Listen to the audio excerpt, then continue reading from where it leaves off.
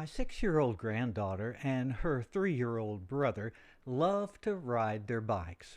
I watched them enjoy the adventure as they raced along the sidewalk. And of course, being the winner was the goal. And the 3-year-old didn't stand a chance against his older and bigger sister. And after one defeat, he hung his head and slumped his shoulders in a complete body reaction of defeat and disappointment. So I said to him, "Rattler, you won the 3-year-old race." His head popped up and his shoulders straightened. Now, I knew there were no other 3-year-olds around, but I hoped the idea would give him a new frame of reference. Those siblings rode off again, and the physical outcome was the same. Big sister won. But the little guy wheeled up close to me, proudly rang the bell on his handlebars, and announced with a smile, "I won the 3-year-old race." I'm Larry Payne, your host of Tracks for the Journey, a network dedicated to your well-being through progressive spirituality, positive psychology, healthy relationships, and just communities. My grandson discovered a superpower possessed by each of us. It's the power to reframe our experiences to give a transformative perspective. Stay with me for a few minutes while I explore how this can become a reality that changes how you think about life. When any event happens, our brain receives information via the electrical signals that flow through our nerves at about 110 miles per hour. From this data, the mind uses past experiences and conceptual formulations to interpret that data.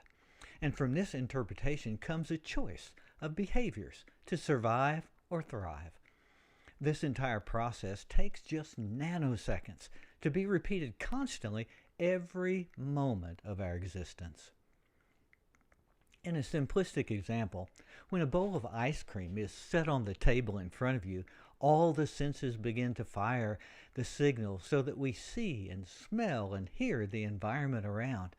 Your mind instantly recalls thousands of past experiences and formulations, ranging from the taste of chocolate to the last lick of a cone with your partner. Interpretations are made. "I love chocolate," may be one of them, or "How fast will this melt?" Or, "Can I refuse to eat it and still be friends?" Then, a choice of behavior emerges that you hope will be the best at that moment. Interpreting the data is the key moment when a framework comes into play. If your mind is struggling with irrational, paranoid ideas, you may believe a spy at the restaurant is trying to poison you.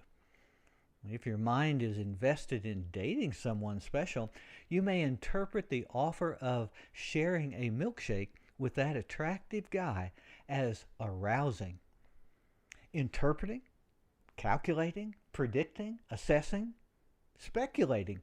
These are the mental gyrations that happen every second of our lives while we try to interpret within a framework that will help us. However, most of our mental interpretations are filled with unexamined beliefs. These unexamined thought patterns impact our emotions, moods, and behaviors. We might get negative feedback from a supervisor and interpret that as being a failure on the road to being fired from our job. We might hurt our lower back moving furniture and interpret this as getting old and feeble. We might watch a video of a cousin playing on a beach vacation and feel shame that we never lived up to Dad's expectations to be successful in our career. These negative beliefs can sabotage our emotions and our everyday actions.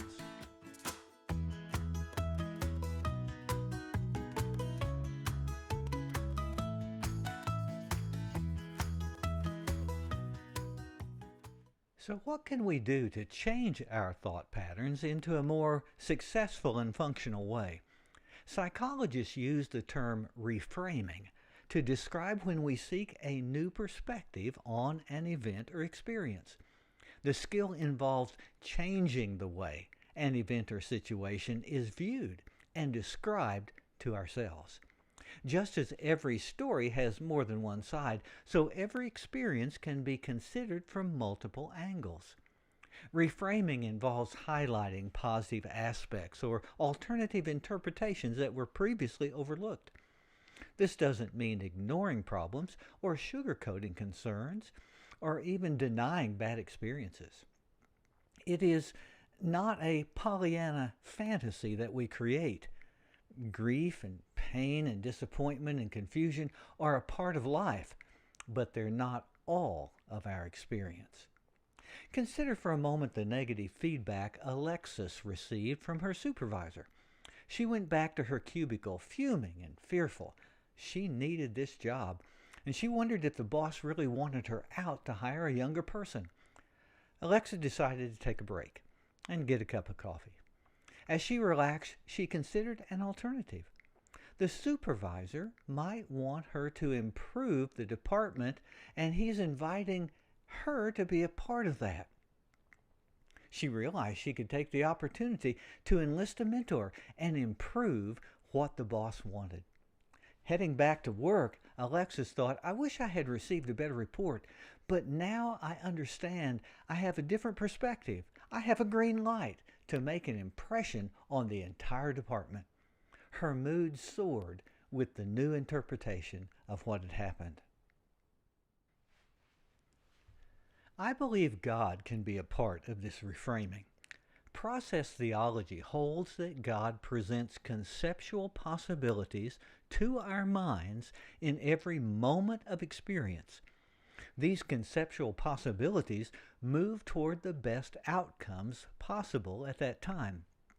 This divine work is non-coercive, inviting collaboration and agency, luring us toward the constructive choices that can bring well-being.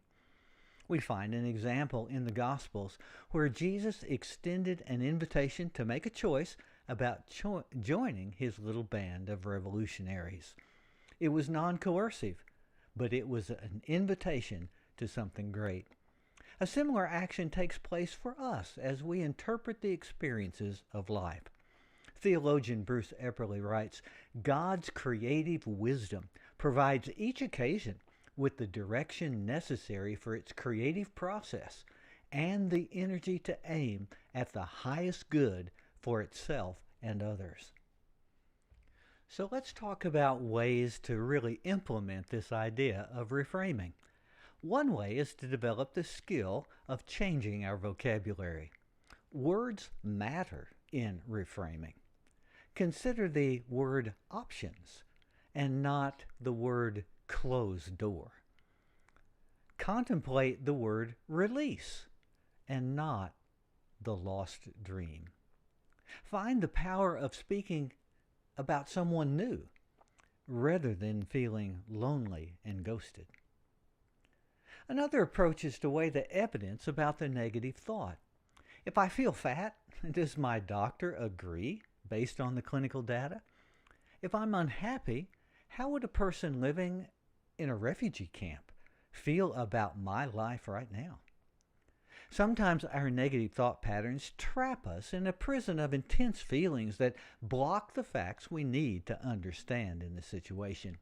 And weighing the evidence can free us to gain a new perspective that is more realistic. Another skill is simply asking ourselves, how do I know this thought is true? How do I know my best friend is angry just because she didn't text me today? How do I know the diagnosis will bring an end to my hopes for a vacation this year? And the reality is, we can't read another person's mind, nor can we know what the future holds. And asking hard questions about the real evidence and how I know something is a powerful tool for getting to the heart of the event and making the best choice. There is so much to be gained by learning how to reframe our thoughts, how to move beyond the negative and self-defeating patterns which come to us pretty easily. Negative emotions will be reduced as we see a way forward. Energy can be released to solve problems instead of wallow within them. confidence in our capacity to cope with future challenges can grow.